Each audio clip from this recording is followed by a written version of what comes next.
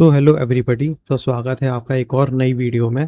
तो आज की इस वीडियो में हम लोग देखने वाले हैं, हम लोग समझेंगे यहाँ पे काफका के बारे में और एकदम सिंपल आसान भाषा भाषा में यहाँ पे हम लोग समझने की कोशिश करेंगे कि काफका क्या होता है, उसको हम कैसे इम्प्लीमेंट कर सकते हैं और उसकी मदद से कैसे हम लोग अपने सिस्टम को डिज़ाइन करते हैं और कैसे उसको यूज़ करके हम अपने सिस्टम को और स्केलेबल बनाते हैं। ठीक है, हम लोग यहाँ पे सिर्फ ऊपर ऊपर की चीज़ें नहीं देखेंगे, हम लोग यहाँ पे डीप डाइव करने की कोशिश करेंगे, लेकिन एकदम आसान भाषा में। ठीक है, एकदम फर्स्ट थॉट प्रिंसिपल को यूज़ करके हम लोग यहाँ पे चीज़ों को समझने की कोशिश करेंगे। ठीक है, तो अगर आप लोग काफका समझना चाहते हो तो ये आपकी एक वन शॉट वीडियो हो सकती है। इस लेक्चर के कंप्लीट होते होते आपको काफका की इतनी नॉलेज हो जाएगी कि अगर आप कोई प्रोजेक्ट बना रहे हो या बनाना चाहते हो या अपने किसी प्रोजेक्ट में काफका को इंक्लूड करना चाहते हो तो एटलीस्ट आप उस चीज़ के बारे में सोच पाओगे कि आप काफका को कैसे अपने प्रोजेक्ट में इम्प्लीमेंट कर सकते हो। ठीक है, तो चलिए बिना किसी देरी के स्टार्ट करते हैं। और यहाँ पे मैं चैट जीपीटी का यूज़ करने वाला हूँ आपको आपकी एक्सप्लेनेशन को और बेहतर बनाने के लिए, अंडरस्टैंडिंग को और बेहतर बनाने के लिए हम लोग एकदम स्टेप बाय स्टेप यहाँ पे चीज़ें देखते चलेंगे। ठीक है, तो यहाँ पे चलिए देखते हैं। सबसे पहले क्या कहता है, वाई इवेंट स्ट्रीमिंग एग्जिस्ट। ठीक है, अगर आप लोग प्रोग्रामिंग बैकग्राउंड से होगे तो आप लोग को इवेंट ड्रिवन आर्किटेक्चर के बारे में पता होगा कि यहाँ जहाँ पर एक हमारे पास प्रोड्यूसर होता है और एक हमारे पास कंज्यूमर होता है। प्रोड्यूसर इवेंट्स प्रोड्यूस करता है, कंज्यूमर इवेंट्स को कंज्यूम करता है। ठीक है, मोटा मोटा तो ये हो गया। अब चलिए इसको डीप डाइव करते हैं। बिफोर लर्निंग काफका और any event streaming system, forget the technology. ठीक है, यहाँ पे हम लोग सबसे पहले एक रियल लाइफ एग्जांपल को यूज़ करके यहाँ पे चीज़ों को समझने की कोशिश करेंगे। अब सबसे पहले यहाँ पे क्वेश्चन उठता है, how do two independent systems communicate. हमारे पास सिस्टम ए है और सिस्टम बी है, वो आपस में कम्युनिकेट कैसे करते हैं। अगर मैं इसको एक रियल लाइफ एग्जांपल के बारे में बात करूँ कि आपका एक दोस्त है पर्सन ए और आप हो पर्सन बी, तो आप और आपका दोस्त कैसे कैसे कम्युनिकेट कर सकते हैं। एक तो तरीका है कि जो आपका दोस्त है आपको कुछ लिख कर दे, आपको कोई चिट्ठी पास करे या फिर आपके व्हाट्सएप पे कोई मैसेज भेजे। तो ठीक है, एक तो तरीका है कम्युनिकेट करने का कि रिटन इन्फॉर्मेशन में। ठीक है, तो वो जो पर्सन ए है वो कुछ मैसेज राइट करेगा और एज अ पर्सन बी आप उसको उसकी इन्फॉर्मेशन को रीड करोगे। ठीक है, तो ऐसे हमारे दो यहाँ पे पीपल कम्युनिकेट कर पा रहे हैं आपस में। Okay, whenever A has something it immediately sends it to B. अगर आपके पास आपके दोस्त के पास कुछ भी उसको आपको दिखाना होगा या कुछ भी शेयर करना होगा, तुरंत आपको मैसेज पे लिखकर आपको भेज सकता है और तुरंत मैसेज आपको रिसीव हो जाएगा और आप उस मैसेज को पढ़ सकते हो। ठीक है, तो ये तो हो गई हमारी one form of communication. It is very simple. Now imagine B becomes busy. अब यहाँ पे मान लो आपके दोस्त ने आपको कुछ मैसेज भेजा लेकिन आप बिजी हो, आपने तुरंत उसको रीड नहीं किया, तो क्या होगा, what happens, A has to wait. क्या ए को वेट करना पड़ेगा और the message gets lost. Normally WhatsApp में क्या होता है, व्हाट्सएप में या फिर इंस्टाग्राम के डीएम्स में क्या होता है कि आपके दोस्त ने आपको कुछ मैसेज भेजा और वो व्हाट्सएप में स्टोर्ड रहता है। ठीक है, जब भी आप अपने फ़ोन को ओपन करोगे आप उस मैसेज को आप उसकी चैट पे जाके मैसेज देख सकते हो। ठीक है, लेकिन मान लो कि वो कम्युनिकेशन कुछ इस टाइप की है कि ए को उसका तुरंत रिप्लाई चाहिए कि ए ने जो भी मैसेज भेजा आपको और आपको तुरंत रिप्लाई देना है और ए आपका वेट कर रहा है। ठीक है, लेकिन आप तो बिजी हो गए, तो क्या होगा कि ए को तो इंतज़ार करना पड़ेगा, आपके दोस्त को इंतज़ार करना पड़ेगा जब तक आप ऑनलाइन नहीं आ जाते हो और उसके मैसेज का रिप्लाई नहीं करते, तो तब तक ए को वेट करना पड़ेगा या फिर द मैसेज गेट्स लॉस्ट। ठीक है, यहाँ पे अब दो पर्सन को हम हटा देते हैं, हम यहाँ पे दो सिस्टम की बात करते हैं। हमारे पास सिस्टम ए है और सिस्टम बी है। सिस्टम ए ने मैसेज भेजा सिस्टम बी को और यहाँ पे ए वेट कर रहा है। ठीक है, तो एक तो तरीका है कि जो भी ए ने मैसेज भेजा उसको हम कहीं पे स्टोर करवा लें। ठीक है, वो तो हम बाद में देखेंगे, लेकिन अब ये हम एक लेमैन भाषा में एक ब्रूट फोर्स तरीका यहाँ पे देख रहे हैं कि सिस्टम ए ने बी को कोई मैसेज भेजा और बी अभी बिजी है, तो उस मैसेज बी का क्या होगा, क्या वो लॉस्ट हो जाएगा, मतलब गायब हो जाएगा या क्या होगा। तो यहाँ पे हमारे पास पहली हमारी फर्स्ट इंजीनियरिंग प्रॉब्लम हमारे पास है, the speed of the sender should not depend on the speed of the receiver. कि अगर सेंडर ने कोई मैसेज भेजा है तो ज़रूरी नहीं कि उसको इमीडिएटली उसका रिस्पॉन्स मिले। ठीक है, हमारे पास जो रिसीवर है वो कहीं और बिजी हो सकता है या फिर कुछ और काम कर रहा हो। सो इसे हम कहते हैं दिस इज कॉल्ड डीकपलिंग, कि यहाँ पे जो हमारा सेंडर है वो रिसीवर पे डिपेंडेंट नहीं है, वो उसका इंतज़ार नहीं कर रहा। सेंडर ने अपना जो भी उसको मैसेज भेजना उसने अपना मैसेज भेजा और वो अपना खुद का कुछ और काम करने लगा। तो इसे कहते हैं सिस्टम को डीकपल करना, सिस्टम की इंटरडिपेंडेंसी कम करना, और एफिशिएंसी यहाँ पे हम बढ़ा रहे हैं कि अगर यहाँ पे मान लो अगर ए ने कोई मैसेज भेजा और यहाँ पे जब तक बी का रिप्लाई नहीं आ जाता, ए हमारा वेट कर रहा है, तो यहाँ पे तो हमारा सिस्टम इनएफिशिएंट हो गया ना, बेकार में जो हमारा सिस्टम ए है वो उसको वेट करना पड़ रहा है। ठीक है, तो हम यहाँ पे कुछ इस तरह से सिस्टम को बनाते हैं कि जो speed of the sender should not depend on the speed of the receiver. Okay, instead of sending directly place something in between. तो हम यहाँ पे क्या करते हैं कि प्रोड्यूसर डायरेक्ट सिस्टम बी को डायरेक्ट मैसेज ना भेजकर हम एक बीच में कुछ एक और सिस्टम लगा देते हैं। ठीक है, अगर मैं यहाँ पे आपको थोड़ा डायग्राम बना के दिखा देता हूँ, तो ये हमारा हो गया सिस्टम ए जो कि हमारा है सेंडर, और ये हम हो गया हमारा सिस्टम बी जो कि है हमारा रिसीवर, और इसको कोई मैसेज भेजना है, इस सिस्टम ए को कोई मैसेज भेजना है सिस्टम बी को। ओके, यहाँ पे मैं लिख भी देता हूँ, ये है हमारा सेंडर और ये है हमारा रिसीवर। ओके, ये थोड़ा छोटा हो गया, इसको बड़ा कर देते हैं। ठीक है, तो यहाँ पे सिस्टम ए सेंडर को कोई मैसेज भेजना है रिसीवर को, लेकिन अब इसका सही तरीका क्या होगा कि इनके बीच में कुछ लगा दो, इनके बीच में एक और सिस्टम बिठा दो जो है क्यू। यहाँ पे हम डायरेक्ट सेंडर रिसीवर को मैसेज नहीं भेज रहा, सेंडर जो है वो मैसेज भेजेगा एक और सिस्टम को बीच में, एक और सिस्टम हमने बिठा दिया यहाँ पर। ठीक है, और इसको हम कहते हैं क्यू। अगर आपने डीएसए पढ़ा हो, डीएसए में डेटा स्ट्रक्चर्स एंड एल्गोरिदम्स में हमारे पास क्यू होती है। ठीक है, तो कॉन्सेप्ट यहाँ पे सिमिलर है, जो क्यू का काम है वही यहाँ पर इस वाली क्यू का भी काम है। Now the producer simply drops work. Producer यहाँ पे क्या करेगा, सिर्फ अपना जो भी उसको मैसेज भेजना है वो मैसेज को यहाँ पर इसको इस क्यू में ड्रॉप कर देगा। ये हो गई हमारी क्यू, इस क्यू में ड्रॉप कर देगा जो भी उसको मैसेज भेजना है। जैसे कि उसके पास मैसेज ये वाला हो गया, एक मैसेज हो गया, या दूसरा मैसेज हो गया, तो यहाँ पे वो डायरेक्टली रिसीवर को मैसेज ना सेंड करके वो एक क्यू को मैसेज सेंड कर रहा है। और क्यों कर रहा है वो हम आगे देखते हैं। Now the producer simply drops work, the consumer processes whenever it becomes free. अब मान लो कि सेंडर ने कोई मैसेज भेजा, मैसेज ए, लेकिन रिसीवर हमारा कहीं बिजी है, वो मैसेज को रिसीव ही नहीं कर पाएगा। तो यहाँ लेकिन वो तब होगा जब हमारे पास सेंडर डायरेक्टली रिसीवर को मैसेज भेज रहा है। लेकिन अब हमने यहाँ पे क्या किया, हमने क्यू लगा दी, तो यहाँ पे क्या होगा, जो भी सेंडर जो भी मैसेज यहाँ पे जनरेट करेगा वो क्यू में आके स्टोर हो जाएगा। ये हमारा पहला मैसेज क्यू में आके स्टोर हो गया, दूसरा मैसेज हमारा वो भी क्यू में आके स्टोर हो जाएगा। अब मान लो कि जब ये क्यू में आके स्टोर हुआ हमारा मैसेज, पहला वाला मैसेज, उस वक्त रिसीवर कहीं और बिजी था। ठीक है, और उसको मान लो 10 मिनट लगते फ्री होने में, अपने प्रोसेसर्स को उसके प्रोसेसर कहीं और बिजी हैं, कोई और मैसेज वो प्रोसेसिंग कर रहे हैं, और उनको 10 मिनट बाद उनको फ्री होना है। ठीक है, तो 10 मिनट तक ये हमारा जो मैसेज है ये क्यू में यहाँ पर पड़ा रहेगा, और जैसे ही हमारा ये रिसीवर फ्री हो जाएगा और उसके जो प्रोसेसर्स हैं वो फ्री हो जाएंगे, वो ऑटोमेटिकली इस मैसेज को उठाएंगे और अपने पास ले जाएंगे और यहाँ पर प्रोसेसिंग करना स्टार्ट कर देंगे। और डिपेंडिंग ऑन उसके पास कितने प्रोसेसर्स हैं, वो साइमल्टेनियसली मैसेजेस को प्रोसेस कर सकता है या नहीं कर सकता है, उस हिसाब से मैसेजेस यहाँ पे ऑटोमेटिकली क्यू से उठ के क्यू से रिसीवर में आते रहेंगे और प्रोसेस होते रहेंगे। ठीक है, तो वही यहाँ पे लिखा हुआ है, the consumer processes whenever it becomes free. अब यहाँ पे अगला हमारे पास क्वेश्चन आता है कि why a Q solves the problem, कि हमारी जो प्रॉब्लम थी वो यहाँ पर क्यू ने कैसे सॉल्व करी। अब यहाँ पे हमें रियल लाइफ हम यहाँ पे एग्जाम्पल को यूज कर रहे हैं। Think about a food delivery restaurant. अब हम एक फूड रेस्टोरेंट की बात करते हैं कि अगर हमारे पास क्यू नहीं होती, मान लो कि एक हमारे पास होटल रेस्टोरेंट है, वहाँ पर कस्टमर आया, उसने कोई ऑर्डर दिया, और जो ऑर्डर है वो डायरेक्टली शेफ़ के पास जा रहा है। तो कस्टमर ने ऑर्डर दिया, कस्टमर हो गया हमारा सेंडर, और जो ऑर्डर है वो डायरेक्टली शेफ़ के पास चला गया, तो शेफ़ उसको इमीडिएटली कुक करने लगेगा। अब मान लो अभी तो हमारे पास एक कस्टमर है, लेकिन अगर मान लो हमारे पास मल्टीपल कस्टमर हुए, इफ़ 5 कस्टमर्स अराइव टुगेदर, यहाँ पे 5 के 5 कस्टमर और सारे के सारे एक साथ उन्होंने ऑर्डर दिया शेफ़ को, तो ऑर्डर तो शेफ़ तो यहाँ पे पागल हो जाएगा। वो तो कहेगा कि मैं इतने सारे कस्टमर के ऑर्डर्स को मैं कैसे हैंडल करूँ एक साथ। तो यहाँ पर ये हो गया हमारा brute force approach, naive approach.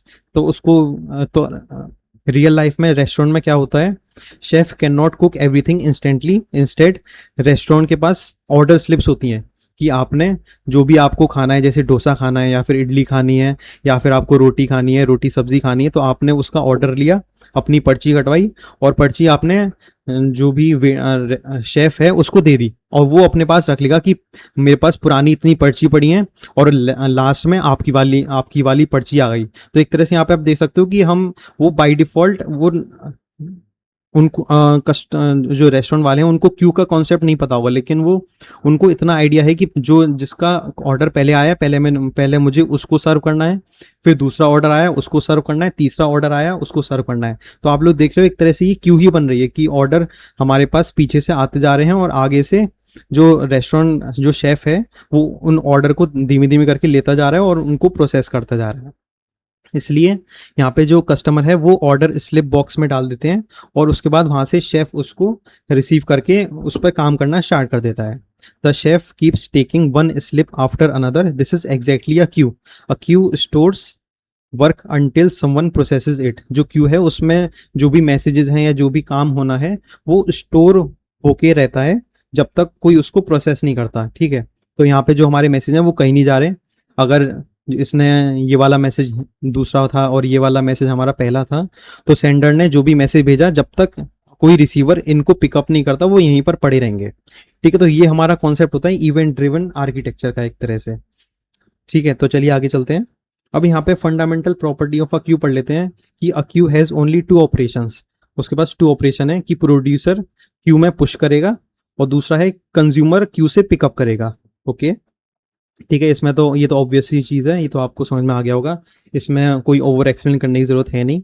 जैसे कि यहाँ पे एग्जांपल ले लेते हैं, गोल या हो गया येलो कार्ड या हो गया सब्सटीट्यूशन या हो गया पेनल्टी।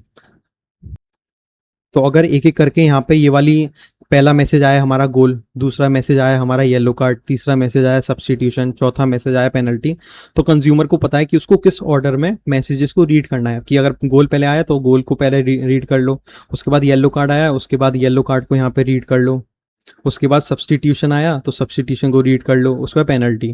ठीक है, everything happens in order, this ordering is extremely important. ठीक है, यही ऑर्डरिंग हमारी एक्सट्रीमली इंपॉर्टेंट होती है कि जो मैसेज सेंडर ने पहले जनरेट किया है वो पहले ही प्रोसेस होना चाहिए, जो सेंडर ने दूसरा मैसेज जनरेट किया है वो दूसरी नंबर पे ही प्रोसेस होना चाहिए। यहाँ पे ऑर्डर मैटर करता है, इसीलिए यहाँ पे हम लोग क्यू को यूज़ करते हैं क्योंकि क्यू भी सेम ही प्रॉपर्टी फॉलो करता है।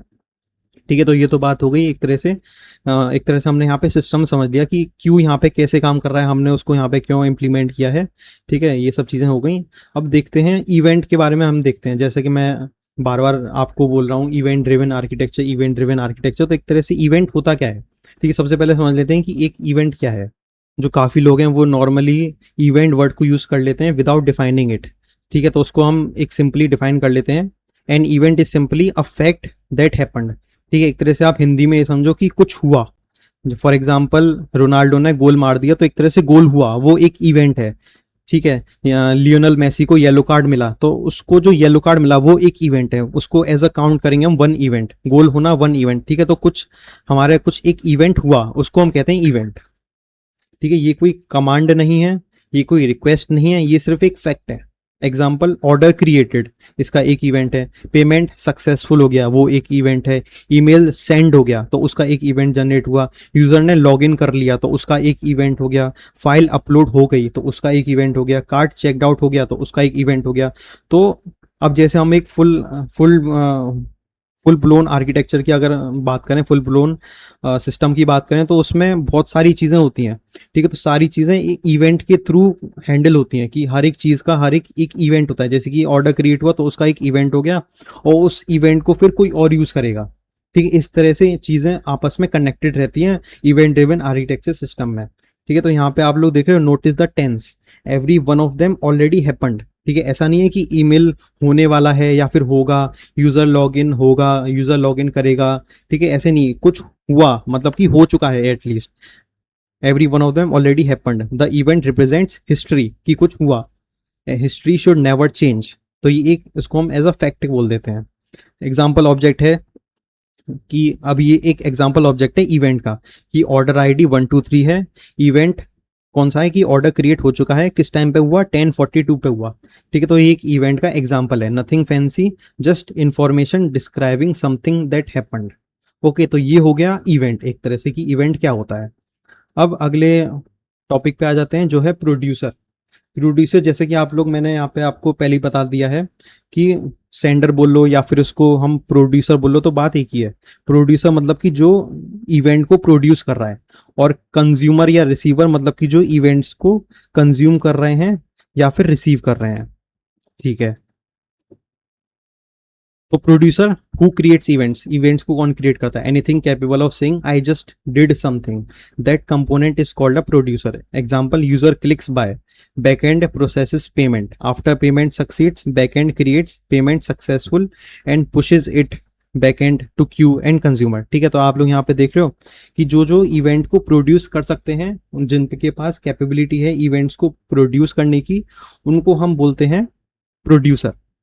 जैसे कि यहाँ पर एग्जाम्पल है, यूजर ने बाय पे क्लिक किया और बैकएंड ने पेमेंट को प्रोसेस किया, और जैसी पेमेंट कंप्लीट हो गया, बैकएंड ने एक इवेंट जनरेट किया जिसका नाम है पेमेंट सक्सेसफुल, और उसने पुश कर दिया क्यू पर। तो यहाँ पे जो बैकएंड है उसको हम प्रोड्यूसर कहेंगे, उसको हम सेंडर कहेंगे। Producer does not care who reads, उसको मतलब ही नहीं है कि कौन उसको रीड करेगा या कौन उसको रीड करके उस पर कुछ प्रोसेसिंग करेगा। ठीक है, उसको मतलब नहीं है, उसने बस एक इवेंट जनरेट कर दिया, उसका काम हो गया।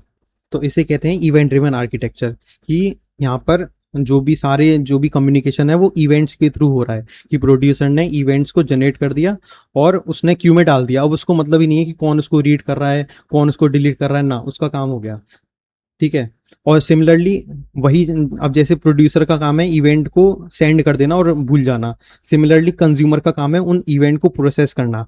ठीक है, जिस जिस कंज्यूमर को वो इवेंट चाहिए होगा ऑटोमेटिकली वहां से पिकअप कर लेंगे, या उनको नहीं चाहिए होगा तो डिलीट कर देंगे। ठीक है, it's job ends after writing. Tiny example यहाँ पे देख लेते हैं कि हमारी क्यू में पुश हो गया ये इवेंट पेमेंट सक्सेसफुल, और कौन सी आईडी के लिए पेमेंट सक्सेसफुल हुआ है? 45 आईडी के लिए। That's literally the producers responsibility, nothing more. ठीक है, यहाँ पे कंज्यूमर को देख लेते हैं, हमने प्रोड्यूसर देख लिया, इवेंट देख लिया, अब कंज्यूमर भी देख लेते हैं।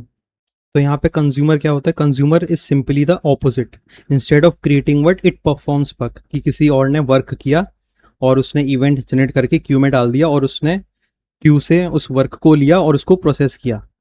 ठीक है, instead of creating work it performs work, कि क्यू से उसने पिकअप कर लिया और कुछ एक्शन लिया। फॉर एग्जाम्पल, उसको एक इवेंट मिला पेमेंट सक्सेसफुल का, और उसको करस्पॉन्डिंग आईडी मिल गई कि इस आईडी के करस्पॉन्डिंग ये वाला पेमेंट सक्सेसफुल हो गया है। तो अब यहाँ पे कंज्यूमर के पास क्या, कौन कौन से टास्क हो सकते हैं, कौन कौन से एक्शन हो सकते हैं जो कि वो यहाँ पे ले सकता है?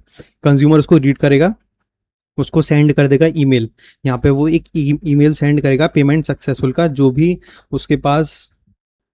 उसके पास करस्पॉन्डिंग ऑर्डर आईडी आई है और उसके करस्पॉन्डिंग जो भी यूज़र है। अब यहाँ पे आप ऐसे सोचो कि यूज़र ने कुछ बाय किया और उसका पेमेंट सक्सेसफुल हो गया, तो उसको एक ईमेल जाना चाहिए ना, तो ईमेल कैसे जाएगा? तो एक हमारा जो भी सिस्टम है उसने एक हमारे प्रोड्यूसर ने एक इवेंट प्रोड्यूस कर दिया पेमेंट सक्सेसफुल। अब उस ये वाला जो इवेंट है ये दूसरे प्रोड्यूसर ने, एक कंज्यूमर ने रीड किया, उसने क्या किया, एक इवेंट जनरेट किया सेंड ईमेल। ठीक है, तो उसने सेंड ईमेल कर दिया।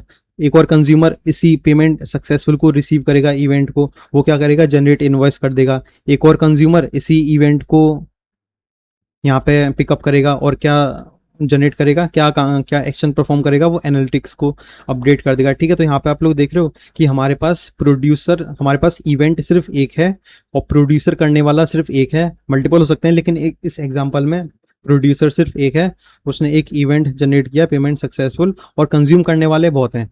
ठीक है, एक कंज्यूमर का काम है ईमेल सेंड करना, दूसरे कंज्यूमर का काम है इनवॉइस जनरेट करना, तीसरे कंज्यूमर का काम है एनालिटिक्स को अपडेट करना। तो यहाँ पे आप एक इंटरेस्टिंग चीज देख रहे हो, क्या देख रहे हो? The producer doesn't know any of these exist. ठीक है, यहाँ पे जिस प्रोड्यूसर ने ये पेमेंट सक्सेसफुल इवेंट जनरेट किया है उसको मतलब ही नहीं है कि कौन कौन कंज्यूमर इसको रीड कर रहे हैं, उसका काम हो गया पेमेंट सक्सेसफुल का। ठीक है, this is one of the biggest advantages of event driven systems, की यहाँ पे जो भी कम्युनिकेशन होता है विद इन एक बड़ी लार्ज सिस्टम में, विद इन मल्टीपल सर्विसेज, जो भी यहाँ पे कम्युनिकेशन होता है वो इवेंट्स के थ्रू होता है, इसलिए हम इसको कहते हैं event driven system.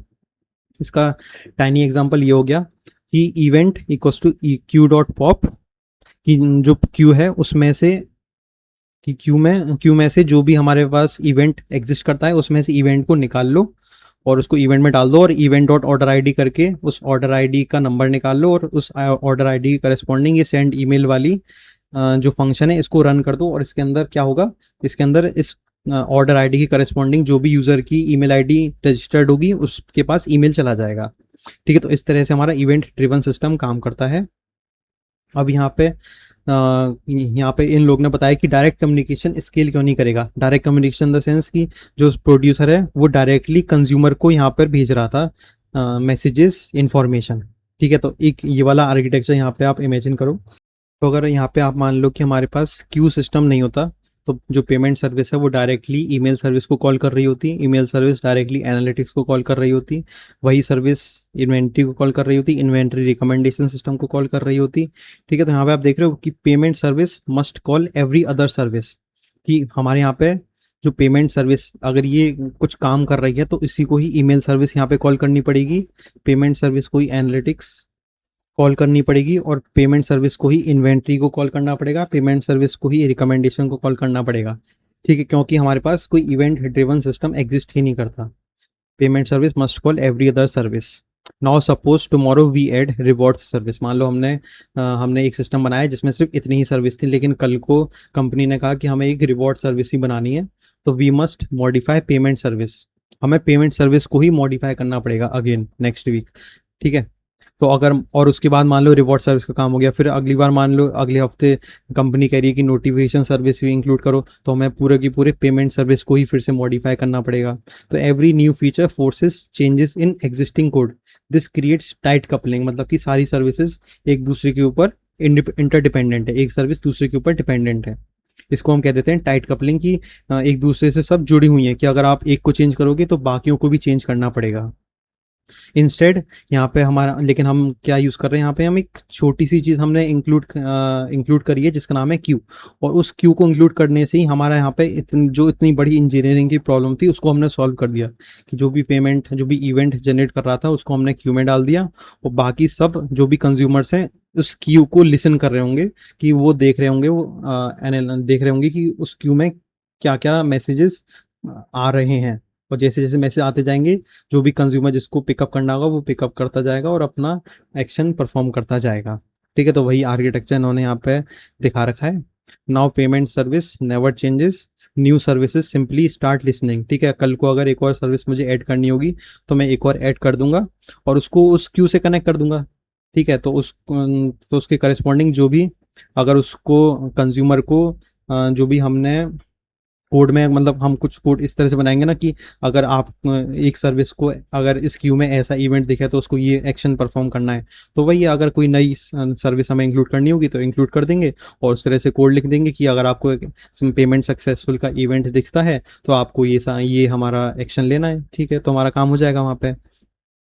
New services simply start listening, this follows a very important software engineering principle कि प्रोड्यूसर प्रोड्यूस करेंगे और कंज्यूमर कंज्यूम करेंगे, नाइदर नोज द अदर।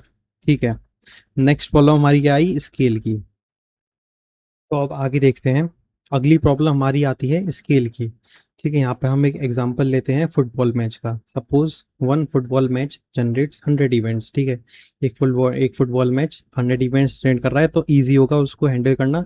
एक क्यू उन सारे इवेंट्स को हैंडल कर सकती है बड़ी आसानी से, कोई दिक्कत वाली बात नहीं है। मतलब कि हमारा जो यहाँ पे प्रोड्यूसर है वो वन फुटबॉल मैच है और यहाँ पे वो 100 इवेंट्स जनरेट कर रहा है। ठीक है, एक क्यू उसको हैंडल कर लेगी।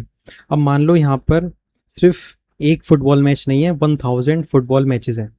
ठीक है, हमारे पास प्रोड्यूस करने वाले 1000 फुटबॉल मैचेस हैं। ठीक है, यहाँ पे 2 हो गए, सिमिलरली मैंने एक और बढ़ा दिया तो यहाँ पे 3 हो गए। ठीक है, अब यहाँ पे अगर हर कोई अपने इवेंट्स को एक ही क्यू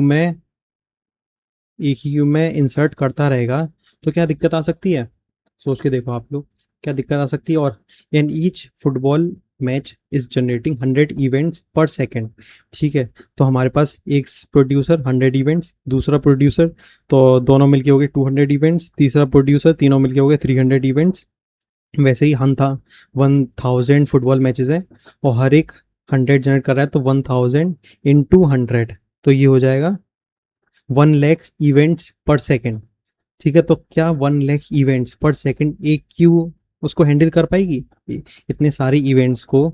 यहाँ पे हम एग्जांपल ले रहे हैं फुटबॉल मैच का, लेकिन सिमिलरली आप लोग सिस्टम्स के बारे में सोच सकते हो कि हमारे पास 1000 सर्विसेज हैं जो कि इवेंट्स जनरेट कर रही हैं, और 100 इवेंट्स पर सेकंड जनरेट कर रही हैं। अगर हम अमेज़ोन का ही एग्जांपल ले लेते हैं, अमेज़ोन एक बहुत बड़ा इकोसिस्टम है, उसमें 1000 क्या 10,000 सर्विसेज भी होंगी, और हर एक सर्विस, और अमेज़ोन के पास बिलियंस ऑफ यूज़र्स हैं वर्ल्ड वाइड, ठीक है?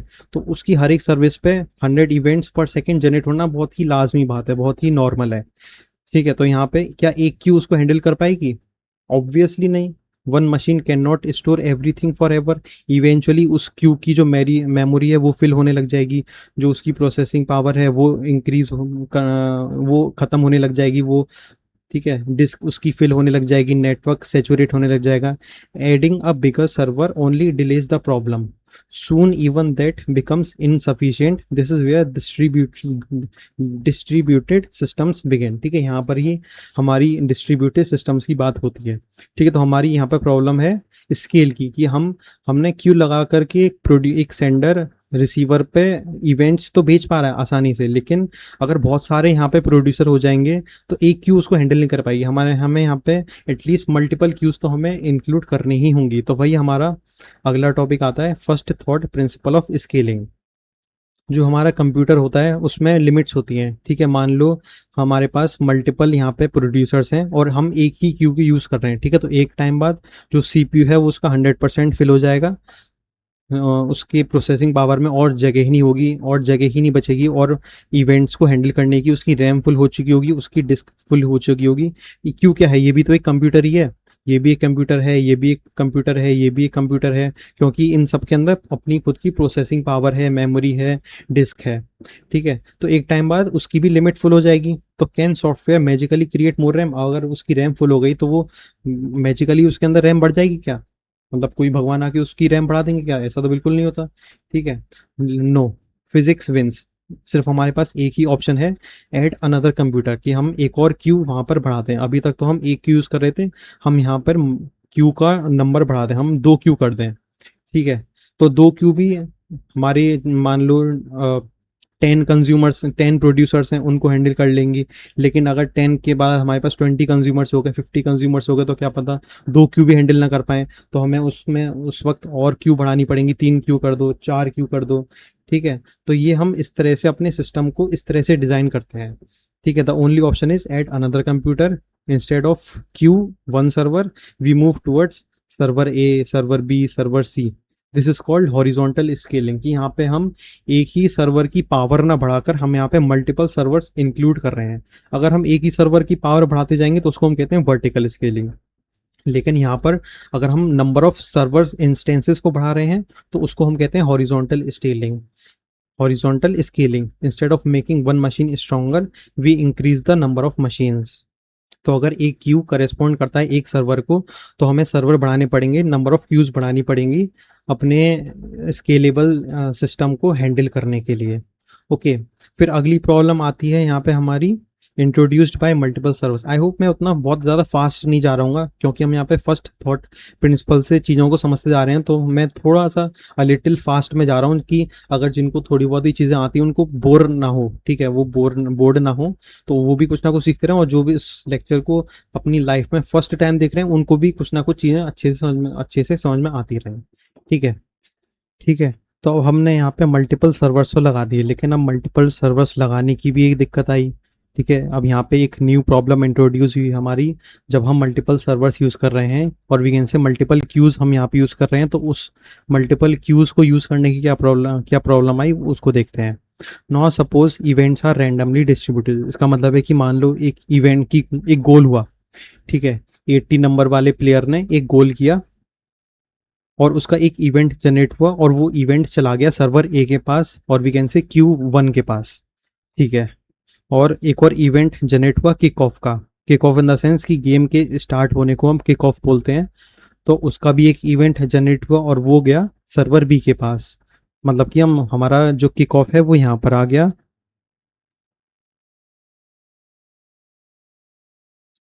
ये हमारा यहाँ के किक ऑफ, और जो हमारा गोल वाला इवेंट था वो यहाँ पर आ गया, ठीक है?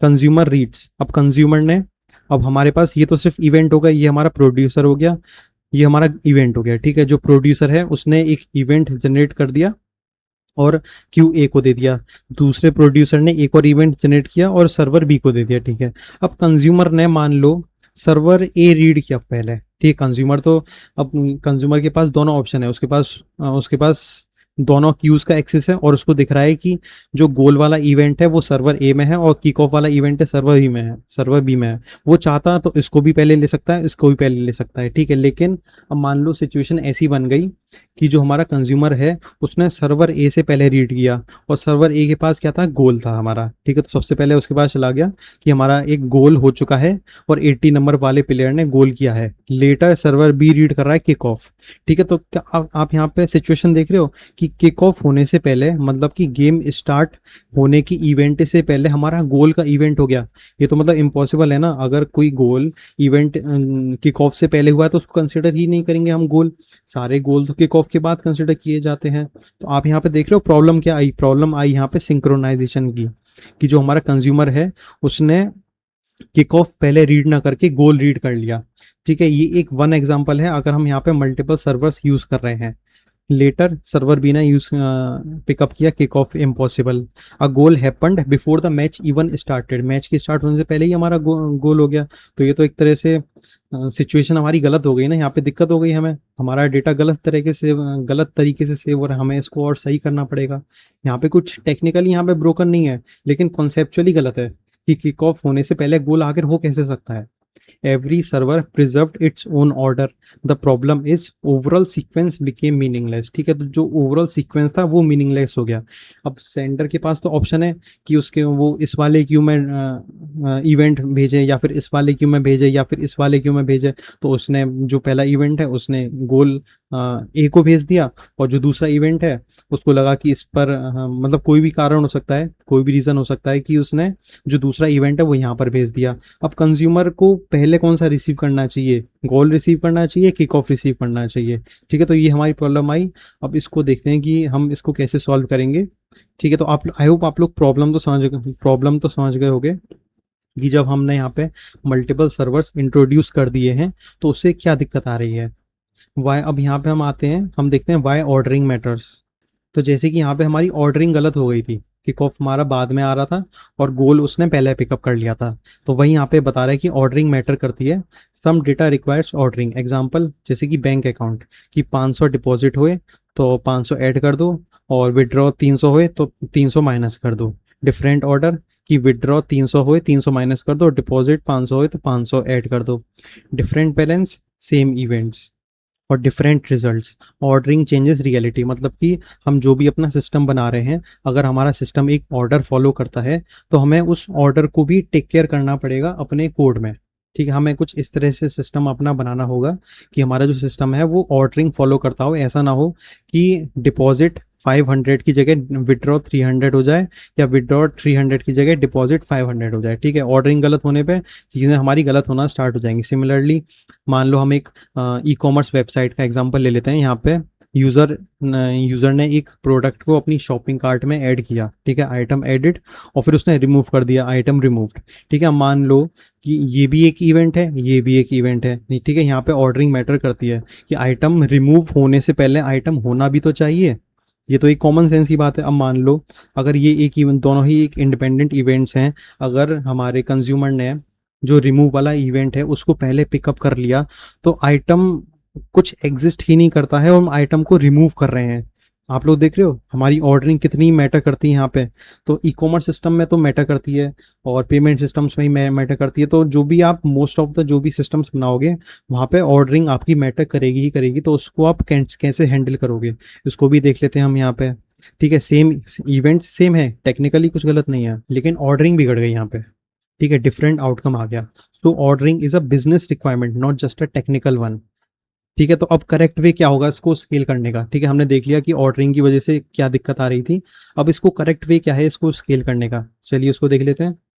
अब इसको करेक्ट वे टू स्केल जो भी हम लोग यहाँ पे पढ़ने वाले हैं, ज़रूरी नहीं है कि वही एकदम हार्ड कोड ट्रुथ है करेक्ट वे टू स्केल करने का, ठीक है, ऐसा नहीं होता। ये हमारी टेक्नोलॉजी है, यहाँ पे एक काम को करने के मल्टीपल तरीके हो सकते हैं, मल्टीपल कॉन्सेप्ट्स हो सकते हैं। आज ये तरीका है, कल को कोई और नया तरीका, कोई और एफिशिएंट तरीका वो लोग निकाल दें, जो हमारे रिसर्चर्स हैं वो लोग निकाल दें, तो वो अलग चीज़ है, ठीक है। लेकिन एक सही तरीका, एक एफिशिएंट तरीका क्या हो सकता है, हम उसके बारे में यहाँ पे बात कर रहे हैं, ठीक है। तो यहाँ पे रैंडम डिस्ट्रीब्यूशन की जगह हम क्या करेंगे, ग्रुप रिलेटेड इवेंट्स टुगेदर, ठीक है। तो यहाँ पे आप लोग देखो पहले क्या हो रहा था कि जो हमारा सेंडर है, जो प्रोड्यूसर है, वो जो इवेंट्स है वो किसी भी क्यू में भेज दे रहा था, कि उसने Q1 में भेज दिया गोल का, Q2 में हमारा किक ऑफ का भेज दिया, लेकिन ऐसे नहीं होना चाहिए। वो क्या कह रहा है कि अगर हम फुटबॉल का एग्जांपल लेते हैं, अगर एक ब्राज़ील मैच हो रहा है, तो ब्राज़ील मैच से रिलेटेड जो भी इवेंट जनरेट होंगे, जो भी किक ऑफ का हो गया, गोल का हो गया, पेनल्टी का हो गया, येलो कार्ड का हो गया, रेड कार्ड का हो गया, कुछ भी हो गया, तो वो सारे के सारे इवेंट्स एक ही सर्वर पर जाने चाहिए, एक ही क्यू के अंदर जाने चाहिए, ठीक है। सिमिलरली अगर हमारे पास फ्रांस में कोई मैच हो रहा है, तो उस मैच के रिलेटेड जितने भी इवेंट्स होंगे उसको हम एक सर्वर पर भेज रहे हैं, सर्वर बी पर। Now every Brazil event stage together, यहाँ पे सारे के सारे, अगर यहाँ पे हमारा जो कंज्यूमर, जो हमारा प्रोड्यूसर है, ये ब्राज़ील वाला है, और ये सारे के सारे इवेंट्स को हमारे Q1 में भेज रहा है, तो सारे के सारे इवेंट्स एक ही क्यू में एग्जिस्ट करते हैं, ठीक है। तो हम यहाँ पे देख सकते हैं कि every Brazil event stage together, जो भी किक ऑफ हुआ, पहले इवेंट जनरेट होगा किक ऑफ वाला, ठीक है, किक ऑफ का इवेंट जनरेट होकर क्यू में चला गया, फिर हमारा गोल का इवेंट जनरेट होगा, वो गोल का इवेंट जनरेट होकर क्यू में चला गया, फिर येलो कार्ड का हुआ, हाफ टाइम का हुआ, पेनल्टी का हुआ। तो आप लोग देख रहे हो यहाँ पे ऑर्डरिंग हमारी हम लोग मेंटेन रख पा रहे हैं, सबसे पहले किक ऑफ हुआ, उसके बाद गोल हुआ, उसके बाद येलो कार्ड हुआ, इस तरह से हम ऑर्डरिंग को मेंटेन रख पा रहे हैं। किस तरह से, अगर हम जो भी इवेंट्स जनरेट हो रहे हैं उनको सिर्फ एक ही सर्वर पे भेज रहे हैं, ग्रुप करके रिलेटेड इवेंट्स को एक ही सर्वर पे भेज रहे हैं, ऑलवेज प्रोसेस्ड सीक्वेंशियली, ठीक है। France has its own independent sequence, kick off, goal, goal substitution, full time, no interference. Notice something subtle, we no longer guarantee Brazil goal और फ्रांस गोल, ठीक है। हम लोग यहाँ पे गारंटी नहीं ले रहे हैं एक तरह से। हम अगर ब्राज़ील में, मतलब कि अगर हम पहला वाला सिस्टम यूज़ कर रहे होते, तो ऐसा हो सकता था कि गोल हुआ ब्राज़ील का, इवेंट जनरेट हुआ, लेकिन उसको काउंट कर लिया गया फ्रांस के सिस्टम में, या फ्रांस के मैच में कुछ गोल हुआ और उसका इवेंट जनरेट हुआ, उसके इवेंट को गलती से रिसीव कर लिया ब्राज़ील के सिस्टम ने, ठीक है। तो यहाँ पे हम वो वाली चीज़ को हटा पा रहे हैं, because they are unrelated and that's perfectly acceptable. We only preserve ordering where it actually matters, ठीक है। This idea becomes the foundation of Kafka's partitioning, ठीक है। क्योंकि हम इस वीडियो में काफका के बारे में बात करने वाले हैं, तो ये हमारी कुछ इंपॉर्टेंट चीज़ें हो गई जिनको हमें समझना ज़रूरी था, which we will build on in the next section. Once we introduce partitions, you will see how Kafka achieves both massive, ठीक है। ये सब तो थोड़ी एडवांस चीज़ें हैं, ठीक है। आई होप आपको यहाँ तक तो सबको समझ में आ गया होगा, correct way to scale, why ordering matter क्यों मैटर करती है, मल्टीपल सर्वर हम लोगों ने इंट्रोड्यूस किए, स्केलिंग क्या होती है, स्केल यहाँ पे प्रॉब्लम क्या आई थी, ठीक है। एक क्यू यूज़ कर रहे थे तो उसको यूज़ करके प्रॉब्लम क्या आई थी, और हमारे पास कंज्यूमर हमने समझ लिया, हमने प्रोड्यूसर समझ लिया, इवेंट समझ लिया, और क्या समझा हमने, fundamental property of a Q समझ ली, क्यू कैसे सॉल्व कर रही है, हम क्यू को ही क्यों, स्ट्रीमिंग क्या होती है, ठीक है। तो ये सब हमने यहाँ पे समझ लिया एकदम अच्छी तरीके से, ठीक है। तो आई होप आपको सब कुछ अच्छे से समझ में आ गया होगा। अब हम कंटिन्यू करेंगे अगली वीडियो में। Thank you.